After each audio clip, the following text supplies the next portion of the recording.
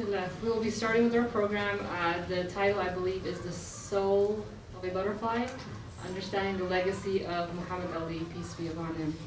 May Allah bless him and rest his soul. Just a quick intro on our guest scholar that we have visiting from Memphis, is that right? Tennessee. Imam Hamzah Abdul-Malik is an Al-Azhar graduate in Islamic Law and Ethics with over 15 years of formal Islamic education and broad experience of cultures worldwide. He grew up in Imam Zaid Shakir's community in New Haven, Connecticut, where he began memorizing the Qur'an al-Karim at age 7 under Shaik Ahmad Lamfadel.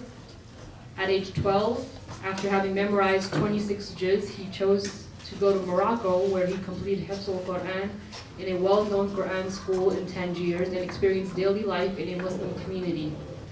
After completing his Qur'an memorization, he then traveled to Syria and attended the famous Abu Nur Institute for Arabic and Islamic Studies, learning Arabic, Islamic law, theology, and many more subjects. There he studied the sciences in depth under some of the greatest scholars of our time, such as Sheikh Mustafa Al-Turkmani, Dr. Mahmoud Al-Misri, Sheikh J.H. Brown, Grand Mufti Shaik Ahmad Al-Muftaro, and Sheikh Al-Nas Al-Hibri and Sheikh Samir Al-Nas, both students and son-in-laws to Sheikh Muhammad Sukkar and memorizers of 10 modes of recitations, and received his ijazah in Qur'an recitation. After graduating from Abu Nur with distinction, he then moved to Yemen and studied at the famous Dar al-Mustafa in Tarim, Hadramaut, where he focused on learning the inner dimensions of Islamic life, knowledge of soul, and dawah. There he studied directly under the founder, Sheikh Habib Umar himself, received multiple ijazats from him as well as with some of his top students. He was then permitted to complete his formal education at Al-Azhar University with a bachelor's in Islamic Law and Ethics, where he studied over 70 Azhari books in the religious sciences. In 2012, he permanently relocated to the States to raise his family and invest his knowledge and training into community building and social outreach. In his spare time, Imam Hamzah writes books dedicated to addressing the educational needs of Muslims in secular society. His other interests include martial arts, black belt in long fist style of kung fu. Wow, better watch out. Public speaking, literature, and poetry, and he enjoys regular outdoor activities such as fishing, hunting, and camping. Alhamdulillah, I'm smiling and my molars are probably showing because this is such a comprehensive and beautiful bio. So forgive us if we have left anything out. And without further ado, I'm pleased and honored to have the Sheikh go ahead and start the program, inshallah. السلام عليكم ورحمة الله وبركاته. بسم الله الرحمن الرحيم. الحمد لله رب العالمين. أفضل الصلاة وأتم التسليم على سيدنا محمد وعلى آله وصحبه أجمعين. يا أرحم الراحمين يا أرحم الراحمين يا أرحم الراحمين لا إله إلا أنت سبحانك إني كنت من الظالمين. Alhamdulillah. First I want to thank the Charlotte Muslim community for inviting me here. I got a call from Brother Sean shortly after the Muhammad Ali Memorial with an invitation for me to come and speak on the legacy of our dear teacher and model, Muhammad Ali, may Allah have mercy on him. So I want to thank, it's an honor and a privilege to be able to have that responsibility. So I want to thank the community. I also want to mention that it's very impressive this is my first time coming to any of the Muslim gatherings here in Charlotte. I've passed through here before, and in particular the tea house is a very interesting concept, and I'm very impressed with the diversity, the wide-ranging diversity people here. So alhamdulillah, these are things that I think we take for granted, especially in this political climate. It's a blessing to have the opportunity to be among, shoulder to shoulder with people, be able to, drink tea and talk religion or politics or whatever, or history, in a safe environment, in a secure environment, with love and respect. So alhamdulillah, it's a blessing to be here. One of the things that I'm just going right to the topic, because we don't have a whole lot of time. But one of the things that really stood out to me when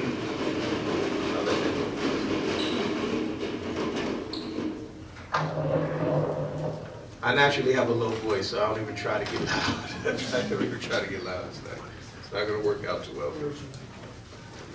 So one of the things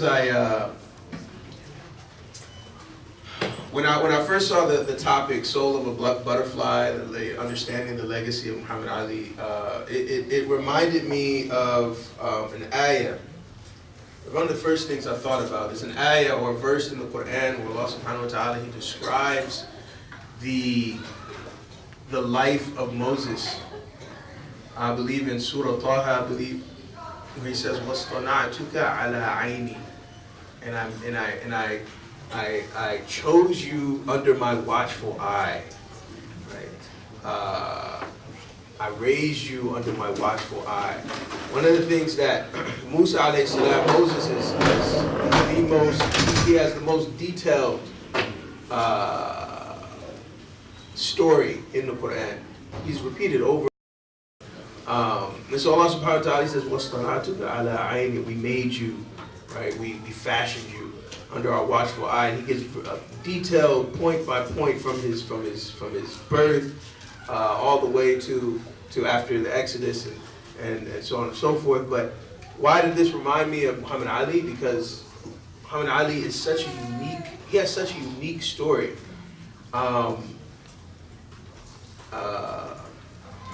Being born in, the segregated South and rising to prominence to where you have kings and princes and presidents humbling themselves and offering anything they can to please him. So it really reminded me of that. And his legacy is beyond something that we could talk about in half an hour or an hour. And inshallah, I'm going to be, after the end of the talk, I'm going to, also extend, questions to the audience. I know a lot of people in the audience, but he's such a great figure and such an expansive figure that everybody has something just to learn that's unique that other people wouldn't know from his legacy. So inshallah, I'm looking forward to that. But Musa alayhi salam, one of the things that's very clear in the story of Moses, may Allah have peace, may Allah bring peace upon his soul, is that everything that happened in his life was for a purpose. And in Musa alayhi salam, Moses, when he dealt with whatever tribulations happened to him in his life, he always returned to God. He always responded with his understanding of God and using God as an aid to overcome his tribulations. And you see this throughout the life of Muhammad Ali. And if you notice the ayat that were recited, the verses that were recited in the Quran from the young girl, the same ayat that are recited in the Salat, those are the ayat that we recited at the memorial. The same verses were recited at the memorial. That's a little story behind it. When I first heard that I was going to be reciting at the funeral of Muhammad Ali, it was not a couple months ago, it was about 10 years ago. And this is one of the things that I immediately learned from Muhammad Ali's life, is that it seemed like everything he was doing was preparing for death. From even before the 10 years ago, even while he was boxing, a lot of the things that he was doing was preparing deeds that were going to live beyond him, that he could reap the benefit from even in his grave. And so here I am in Cairo, and you've heard some of the bio. We traveled a little bit overseas. At the time I was in Cairo in Al-Azhar University. I think I'd been my second year there, and Imam Zaid Shakir, the one who was organizing the funeral and arrangements, and he was also counseling, the spiritual counselor for the family of Muhammad Ali as they were going through the preparations before his death and during his death and even after his death. He gave me a call and he said that Muhammad Ali he wants you to recite at his funeral. I've never even met him. Never even met him, but say we want you to recite at his funeral, or recite some Qur'an. So, are you interested in doing that? First, if you know Imam Zaid, if it was anyone else, I wouldn't have believed that this is like maybe a prank or something like that. I wouldn't have believed it. But obviously, Imam Zaid, he said it, and I really still thought it was far-fetched that something like that would even happen. So I said yes, thinking that, I hadn't gotten any news that he was sick or anything, so I figured he'd probably change his mind or, something else would happen later on. Lo and behold, when news came out that he was sick and he was in the hospital, Imam Zaid, the day before he had passed, Imam Zaid called me and said, pack your bags and get ready to go to Louisville. So I get ready, and at first I was going to try to link his life to Musa alayhi salam by this is maybe about 5 years ago when I'd been thinking about what to recite the whole time. I mean, what are you going to recite? That's a big task to recite Qur'an for his funeral. So I was kind of going through the whole Qur'an over and over again, trying to really find something that really captured his life. And I was in Imam Zaid's house once, and I had mentioned, what do you think about the ayat of Moses when he was defending one of the children of Israel against one of the Egyptians, and he struck him, and the man fell dead. And Imam Zaid said, no, that's not the case. that's not the best ayat to use. So I continued thinking about it, and the day that Imam Zaid called me, before he died, it just immediately came to me, those particular ayat, and I texted those ayat to him, and it really does capture his life and what he needs, like his purpose.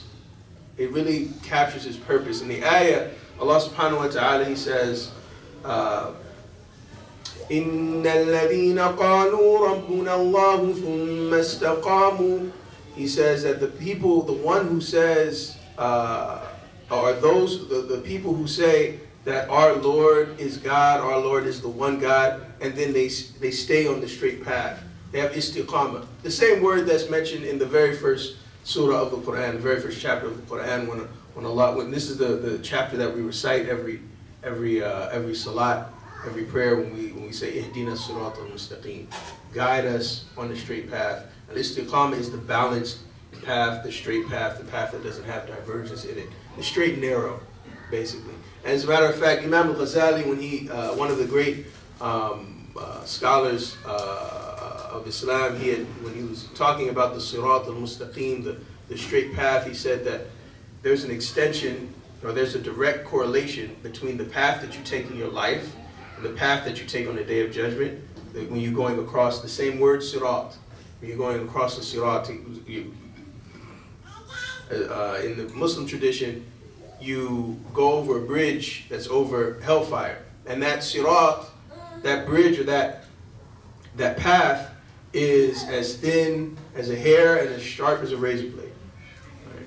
As he says, some people go over it like lightning, like a flash of lightning, and some people will go over it like galloping over a horse, and some people will be running over it, and some people will stumble and slip, but they'll get across, and then some people, they will continue to try, and they'll keep getting cut until they fall into hell.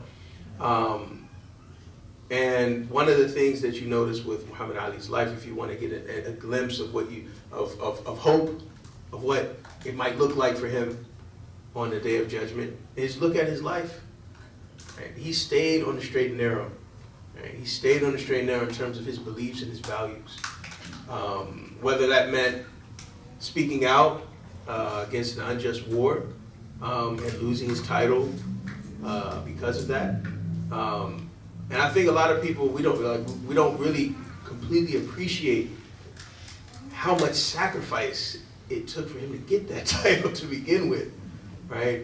Much more sacrifice. Anything that you work for in anything I work for, you work for in order to get your career, and whatever status that we have, it pales in comparison to the amount of blood, sweat, and tears he literally had to shed in order to get that title. And he could have done what Imam Ahmad ibn Hanbal, or he could have done what the scholars had done during the time of Imam Ahmad ibn Hanbal. During the time of Imam Ahmad ibn Hanbal, there was a ruler who wanted the scholars to be on his side when it came to a particular opinion. And that opinion was that the Qur'an was created. So he was telling the scholars, basically, affirm this opinion. And they would say, they took the easy route by pointing at a actual physical book of the Qur'an and saying, yeah, that's created, right? And Imam Ahmad ibn Hanbal, he understood what they were doing. They were trying to, save their lives, right? Their lives were in danger. But Imam Ahmad ibn Hanbal didn't take that route. And he said, no, it's not created. This is the word of God, and it's eternal. And do whatever you need to do. And that is the path of the people, Sirat al-Ladina an'amta alayhim. This is again going back to Fatiha, where Allah teaches us when we're doing this prayer, we say, it guide us on the straight path, the path of the people you have blessed. Blessed with fortitude. Right? This is one of the legacies that we have to learn as people of religion. I'm assuming all of us have some sort of religious convictions, right? People where all religions are being attacked now, whether you're Christian, Muslim, right? Values, Judeo-Christian and Islamic values, Abraham, all pretty much the same. And those values are being attacked on a regular basis. And so for someone to have sacrificed, it's easy if you don't have anything to lose to begin with, to say, yeah, I disagree with this politician or I disagree with that. The stakes aren't that high for you. But for a person like Muhammad Ali, rahimahullah, to say that I'm not going to stand for this, and it wasn't even something that he necessarily had to do, but for him to do something like that was a lesson for all of us to learn. And his strength came from understanding the idea of mercy and the example of the Prophet Muhammad sallallahu alaihi wasallam, peace and blessings be upon him, as a mercy to all mankind, not just to his own people, not just to his own race, right, but to all mankind. Even for Vietnamese people on the other side, literally on the other side of the earth, he was having mercy towards those people. And this is the type of message that we really need now in our political discourse. A message of mercy, regardless of what how you feel about the economy or how particular groups might be affecting the economy, or whether or not they're getting more, they're taking the jobs or this, that, the other. But how are we showing mercy to our fellow human being? And in whatever policies that we decide to do, is that policy based on a policy or based on coming from a place of mercy for the human family? Or is it coming from a place of selfishness? We're just trying to preserve ourselves, and anyone else who disagrees with us can suffer whatever consequences they have to suffer. This is the type of legacy that Muhammad Ali left for us, and this is the type of legacy that the Prophet Muhammad sallallahu alaihi wasallam, that's what we call a mashrab. It's his drinking, the place where he drinks from. This is where Muhammad Ali drinks from. His name, Muhammad, that's the only person who could stop a whole political campaign or a whole media campaign in pushing agendas, conservative and liberal. They stopped that for at least a week, for about a week, just talking about Muhammad and Islam and his legacy.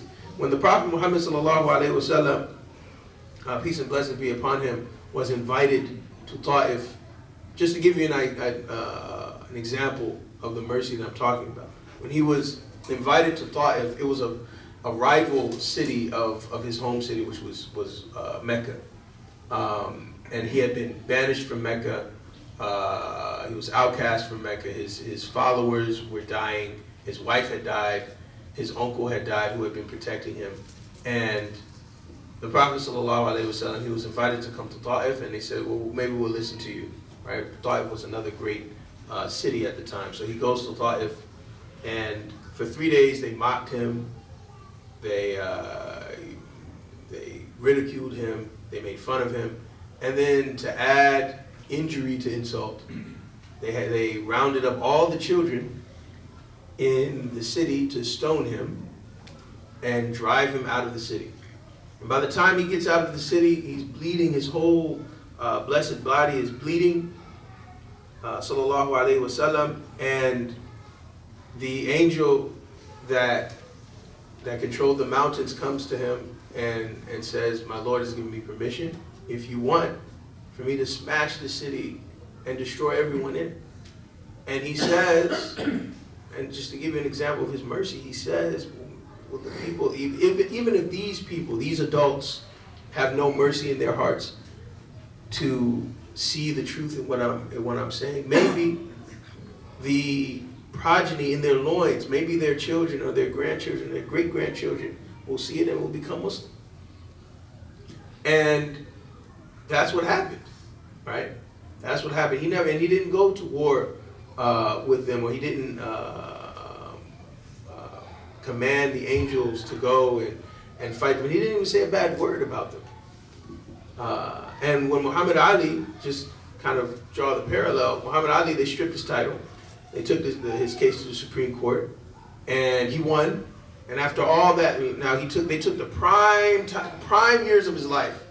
Right? He couldn't fight for the prime years of his life. We think he was really good. He was, Allahu A'lam, Allah knows best. But had he fought in the prime, those three years where he even admitted, like, those are the prime years of my life. We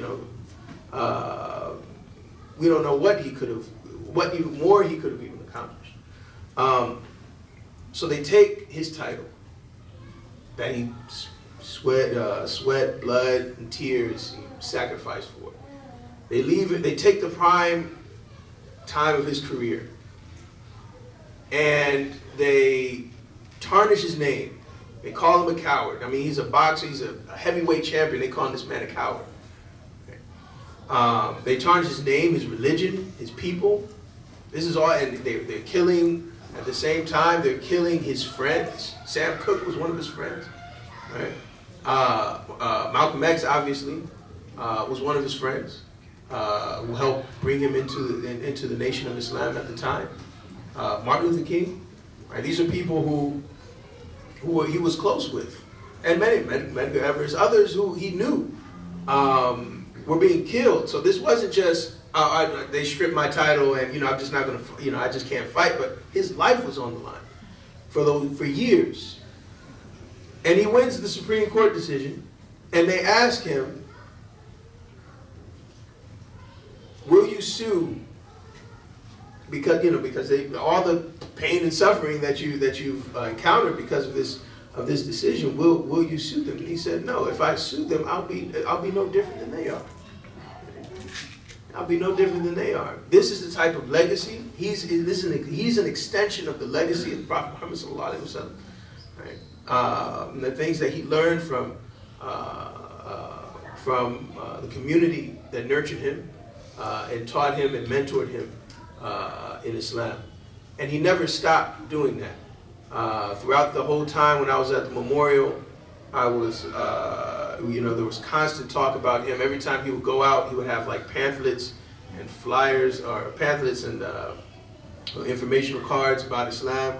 And he would use his status by making autograph. He will autograph it and then he'll pass it out to people so they can get some worldly benefit on top of the religious benefit that he would give him. And then his charity, he was so well known. And the Prophet Muhammad sallallahu alaihi wasallam, just to kind of give you another parallel, when he fought after he had made the conquest of Mecca, and all of his tribe pretty much had become Muslim.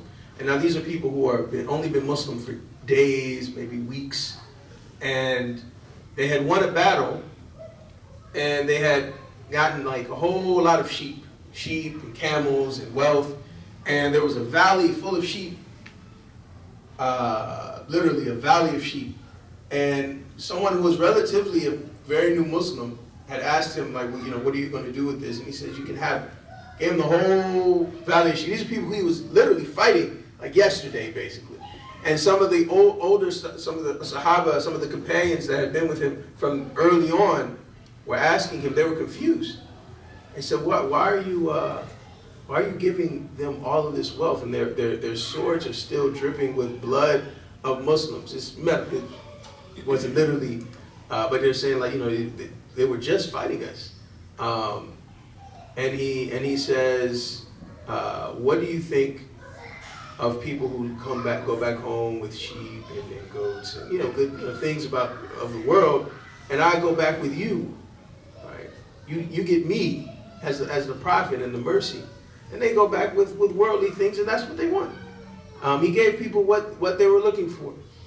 And so anyway, and the man who received the sheep, he goes to his people, and he says, this man, Muhammad, gives like he doesn't even fear poverty, right? And the point of that is that Muhammad Ali, when you look up his charitable efforts, he gave wealth like he didn't fear poverty. They said that he was in, I think it was South Africa or Namibia, one of the two, somewhere in South African region. And he had come out of his hotel, and people would literally, or either out of his hotel or out of the bus, and people would be lined up asking him for money, like a long line.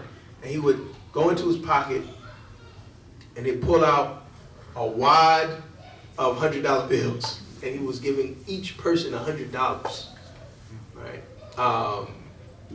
Like random people, random beggars on the street, $100. They were lined up for him, waiting. And they asked him, why are you doing this? First of all, you don't need to give them money; they're just taking advantage of you. And then, second of all, you give them $100 bills. And he says, I have enough money. Right? He said, if I give a person, that might change their whole life. Right? This person was asking me, who do I? Maybe one of these people, I might change their life, and they might have a good impact on the world. Who am I to know which one it is, right? And so he just gave freely, like he didn't fear poverty. And so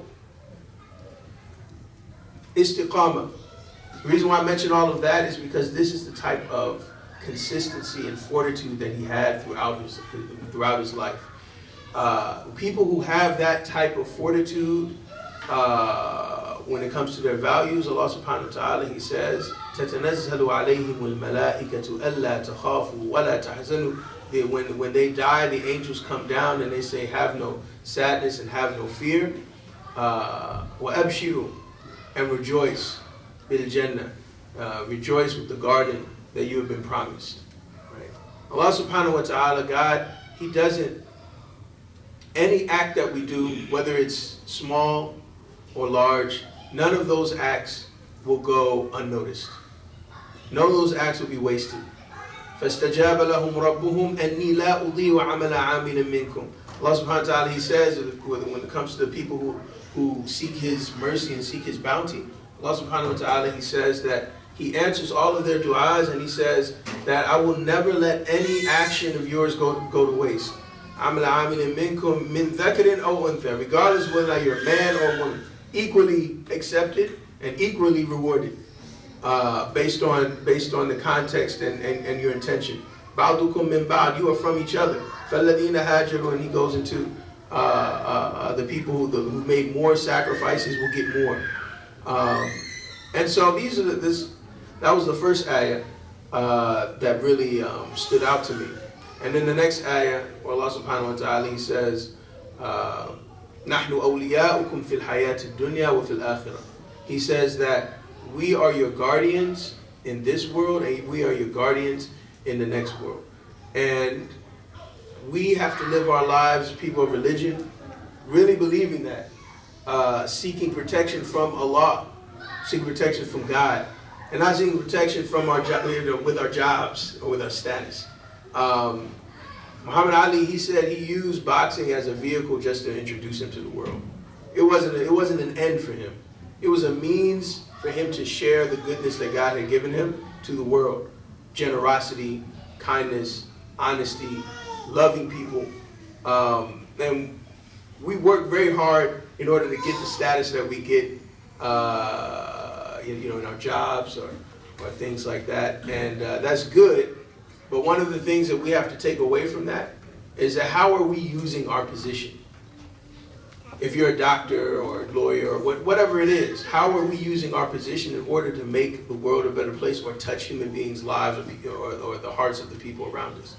The Prophet ﷺ says, "Kullukum ra'," every single one of you is a shepherd. "Wa kullukum mas'ulun an ra'iyati," and all of you are responsible for his flock. And the flock of each and every one of us are the people who Allah puts in our lives. And he talks about the families, right? So, our families, that will also extend to your neighbor. And he even mentions the slave. Obviously, back then there were slaves in the world. And so he said, even the slave who doesn't even own anything for himself, if he's given the responsibility of taking care of the wealth of his master, then he will be accountable for how he used that wealth. And so, with Muhammad Ali, rahimahullah, there are many things.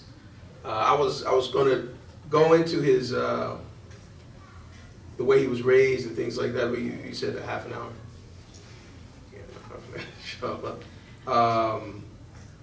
I'll mention one thing, and then we'll open. I'll mention one more thing, and then we'll open the floor to show. In terms of loving your enemies, or two stories. Muhammad Ali, have any of you heard of the match that he had with a Japanese wrestler? Yeah, the match he had with a Japanese wrestler. What's that? Inoki, right.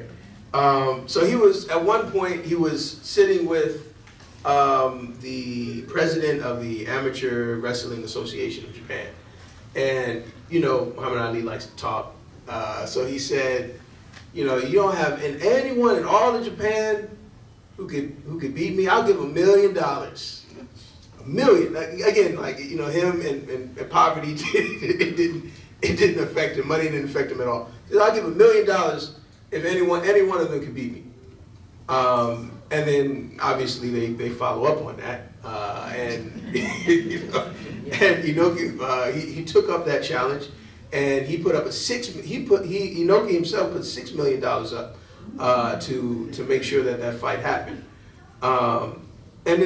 So Muhammad Ali actually, he thought that this fight was going to be an exhibition match, like basically rehearsed.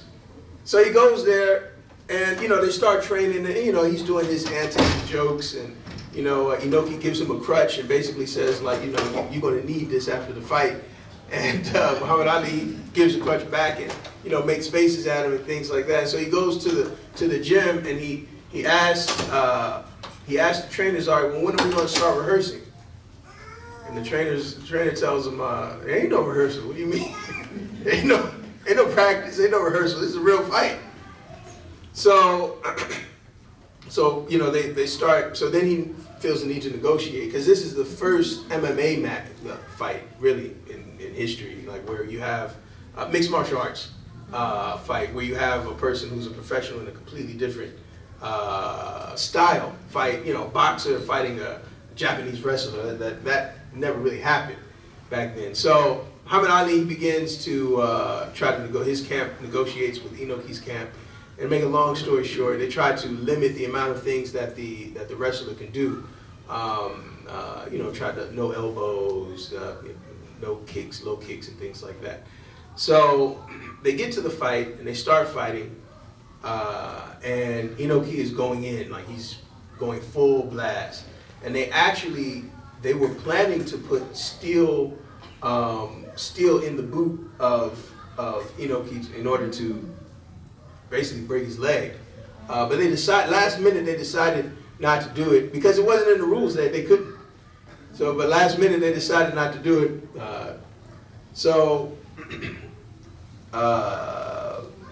The fight went on all 15 rounds.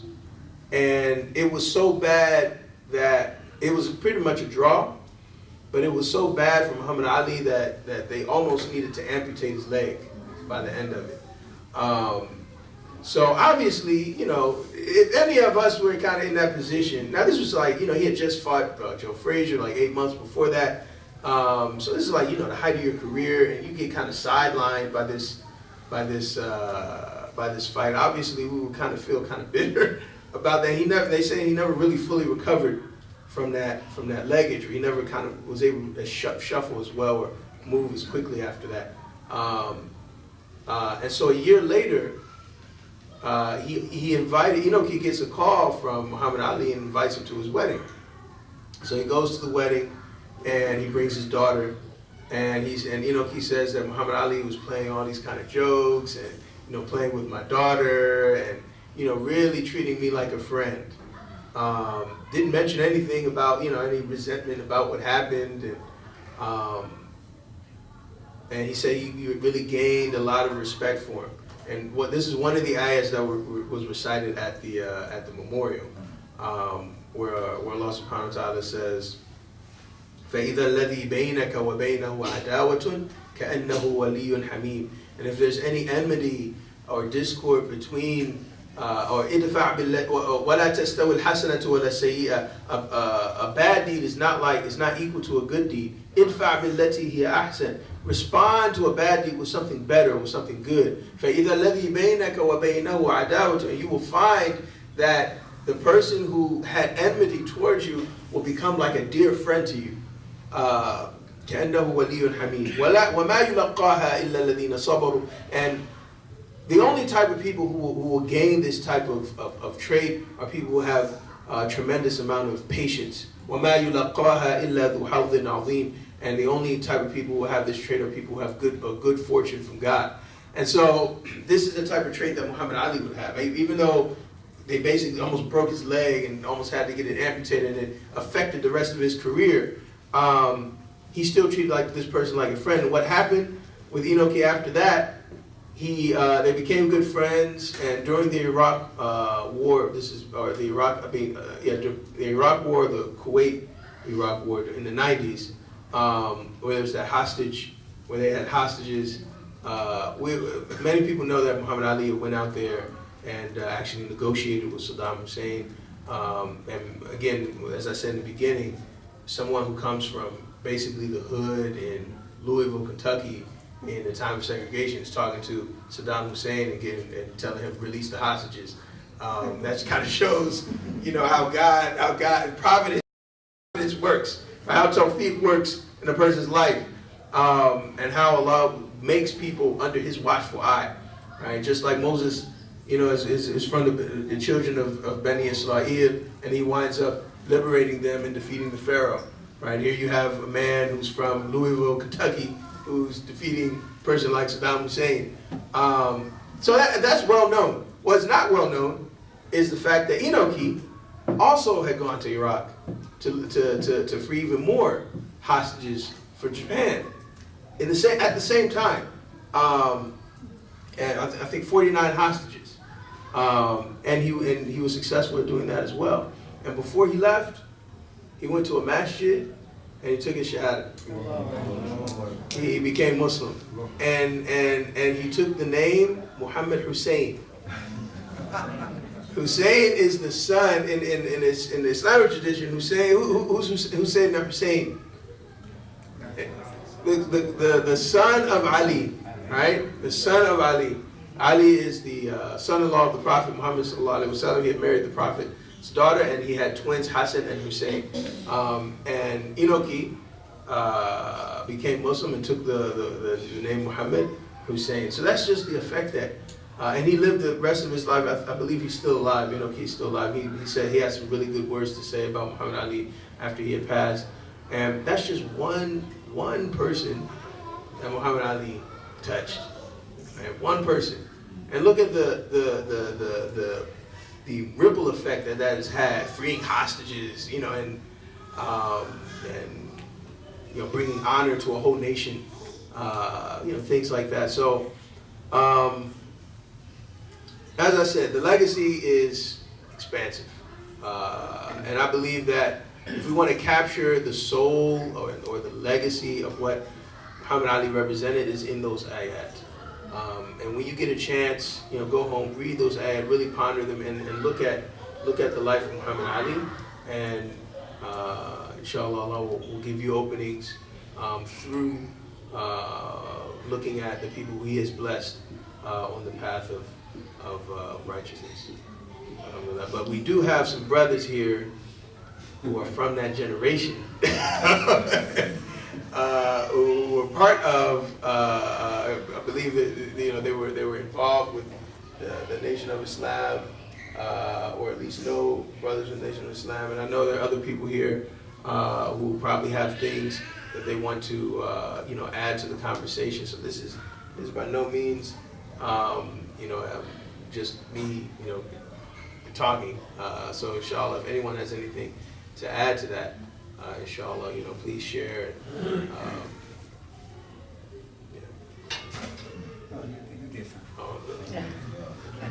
One more thing I would say then, and then I'll let you, inshallah, take it. Is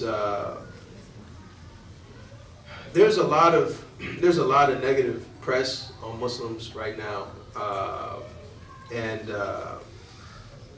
I would just advise the Muslims and those who are not Muslim, you know, to remember in the spirit of Muhammad Ali's legacy, to remember to treat every individual as a unique person who God has given a gift to,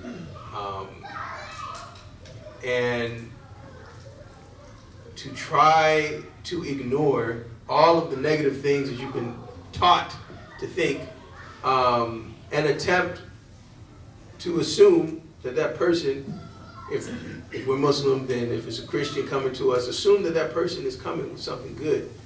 And that person has more potential than we do in terms of bringing good to society. And the same thing, if you're not Muslim and you see a Muslim like us, try to assume the good. One example I'll give, what I mean by that is, we were in Atlanta, not really in Atlanta, but outside, about an hour outside Atlanta, or half hour outside of Atlanta, and this was right after Ramadan, right after the month we fast 30 days, and we were in the gas station, and I had a robe, like a Islamic robe on with a kufi, and my wife at the time, she used to wear niqab, right, the thing that France has a really big problem with right now. And in that particular Ramadan was the one where that pastor in Florida was talking about burning Qur'ans. So now we're in the deep south, and I got a thobe on, and she has a niqab, and we're in a gas station. Not really a good recipe for So we're sitting there, and I'm putting gas in the car, and I see a guy walking up. So first of all, he's getting out of a truck. The truck is just not really stereotypical vehicle, right? So getting out of a truck, looking like white male, probably in his 40s. Tattoos all over his body, like crosses, swastikas, you know what I'm talking about, the swastikas and crosses and everything all over his body, all up on his neck. And he's walking towards us.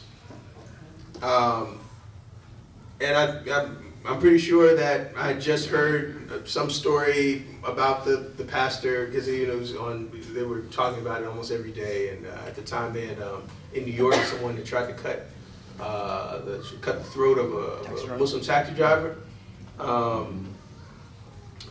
because he looked Muslim.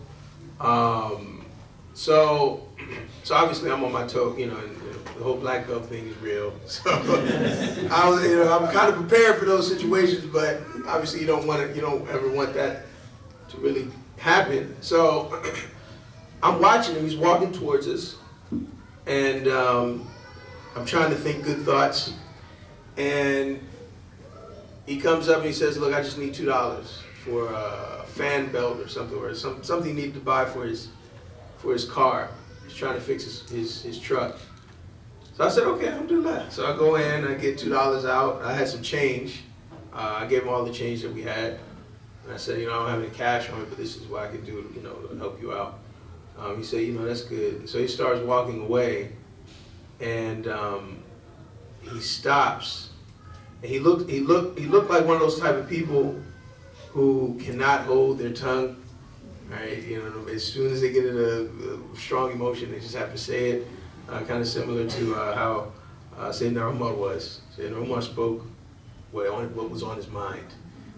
So he turns around. Mind you, I just gave him some money. So he turns around and he says, I just have to say, both of you look like bomb strappers. All right. So obviously I was taken aback. I was actually on the phone that time, so I said, hold on, let me call you back. So I take the phone. I get off the phone. And now you can deal with this situation in many different ways, right? You can go a lot of different ways. So I said, look, I can see where you're coming from. I can see what you mean. I can see why you feel that way, right? Because when you walked up to me, I felt like you were a neo-Nazi, Aryan Brotherhood, white racist. That's what you looked like when you came up to me. And he said, no, I'm not racist. I'm just, that's just, he said I was in jail, but I was never with the Brotherhood or anything. And I said, no, I understand.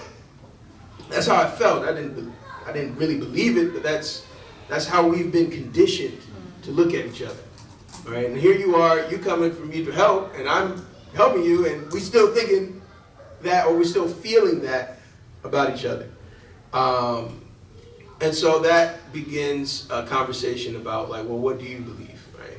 And so I started telling him about, there's one God, we believe that there's one God, and then he said all the prophets, especially the major prophets, Noah and Moses and Abraham and Jesus Christ and Prophet Muhammad, may Allah send peace and mercy on all of them. Then we start talking about the revelations and how the Qur'an is, the last revelation and the values. And so, he asked, why do women wear that? And like, why are you wearing this? And we just talked about modesty. And I had asked him, I said, like, when you, because he said, I let my wife walk around in a bikini on the beach. I said, well, first of all, you don't let her do anything. She makes her own decision. Like I don't let her do, like she makes her own decision. Women make their own decision what they want to do. I said, how do you feel about that though? Like when you see people looking at her, right? He said, I gotta be honest, it doesn't feel good. He said, I want to do something bad to people who look at it. I said, well, maybe, for people who are covering, like when men refuse to, touch women that they're not married to or they don't have family ties with, and when women refuse to touch men that they don't have family ties with or marital relations with, maybe they're doing that not first and foremost out of respect for the body that God had given them, but then on top of that, respect for the people that they're married to, out of respect for their feelings, making sure that they're presenting themselves in a respectful way where people won't be looking at them with any lust or desire, out of respect for the relationship.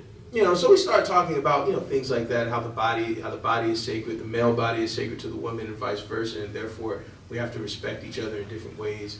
And what ensued was a 40-minute conversation at a gas station in Georgia, right? About religion, and there was a lot of back and forth, and it got so long that his friend had to come and say, look, we still need to get more money this piece, equipment that we want to buy. So he decided to end the conversation, and we shake each other's hand, and it was Jummah, it was Friday, just like today, and usually on Friday we put on some extra good smells on Friday. So usually, like when I put it on, I'll rub it like this on my hands, and then I'll put it on my neck and things. So we're shaking each other's hand, and I think he starts pulling my hand up to his face. So I'm assuming that it's the smell of the hand or something. It was strange, but I was like, I'm gonna let it go now. I don't want to ruin this whole conversation. I don't want to ruin the whole conversation. I'm gonna just see where this goes. And he turns my hand. We were shaking, so he brings it up. He turns my hand this way, and I had a ring on from Yemen. It's an antique stone, like a really nice stone on it. So I'm assuming that maybe he is an admirer of stones and gems or something like that. And he takes my hand and he puts it to his forehead, and he like says, "Thank you." Right? I was like, why? I mean, we just had a normal conversation. He said, no, because a lot of Muslims that I've come across, so I used to put the paint on the parking lot, the lines. I used to put the paint down for the parking lot on one of the big mosques in Atlanta, and it was a hot day like that day, and he said the people were coming in and no one even spoke to me. Right? Going in, and this was like day after day, they didn't even speak to me, and he was like, they were looking at me like I was like white trash or something. Right? This is what he's telling me. And he said, "You're the first Muslim I've seen smile at me, let alone have a cordial conversation and actually explain things to me, even though I kind of came across." He had a little alcohol in his breath. That's one of the things that I didn't mention earlier. But he had I could smell alcohol as he was coming to me. It was kind of that kind of put me on alert. But even though I came, and I was a little abrasive at first, you still talk to me. You still kind of treat me like a human being. And I really appreciate that, and I just wanted to show my respect for that. And he kind of backed off, backed away, and then went on about his business. But I just wanted to share that story just to show the potential that human beings have to, just in one conversation, to actually love one another, right? Despite the fact that they have completely opposite feelings towards each other. By the end of the day, if we treat each other like Muhammad Ali treated everyone, even the people who tried to break his legs, take the titles from him, tried to kill him. That actually reminds me of another story, but you know that famous story of him throwing the gold medal into the Olympic medal into the river in Ohio. Well, right before that, he was almost killed. Did you know that part? So there was a gang, and the reason why he was throwing it into the river is because he had gone to a restaurant, and everyone in the restaurant knew him, and they refused to serve him. And it was a really embarrassing thing. He actually he wrote about it in his autobiography. And on top of that, there was a biker gang that was at the restaurant who told him afterwards that we want that medal. Like, you disrespected us by even coming into the restaurant, and so as payment for your disrespect, you need to give us that medal, that gold medal that you had won. So they refuse, and they get chased all the way to the end of town on motorcycles. And long story short, the leader of the biker gang, they had pulled out guns and everything, and the leader of the biker gang got injured, and needless to say, Muhammad Ali won that altercation. He didn't actually fight though. A friend of his helped him out in that situation. But what wound up happening is the leader of the biker gang was bleeding. He had been cut by a friend of Muhammad Ali, and he told the biker gang to back off. And he had crashed. His motorcycle had crashed into a rail. And so afterwards, Muhammad Ali, he picks the man up. He helps him on his bike. He tells his friend, like, help me put him on the bike. So they put him on the bike, him and his girlfriend that was with him. They put him on the bike, they hold the bike up and they level it, make sure he could get on fine, and then they let him go. They didn't really retaliate. They just, defended, they tried to defend themselves, and once the threat was over, he treated him like he would have treated him before the fight, if the fight never even happened. And that caused the biker to go back to the gang had wanted to come back and fight him, and he said, no, don't do it. And then he threw Muhammad Ali threw the gold medal into the river, because as far as he was concerned, that was almost like, as Ali radiallahu anhu, he divorced the world. He said, I divorce you 3 times. He was talking to the world, I divorce you 3 times. Muhammad Ali, that was his divorce of worldly things. Like, he realized that his esteem and his status wasn't wrapped up in medals and trophies. It was wrapped in his character. And from then on, that was when he made the decision to not take the sponsors. He had Reynolds, the aluminum foil, Reynolds. So it was a millionaire who was going to sponsor him and manage him. But he was so racist that Muhammad Ali didn't want to, even though he was going to get a lot of money out of the deal, he refused to do it just to keep his dignity and to keep his integrity. So yeah, we just, inshallah, we learn from these things and we live our lives according to these things and learn from the stories of the people who came before us who were successful in being believers, inshallah.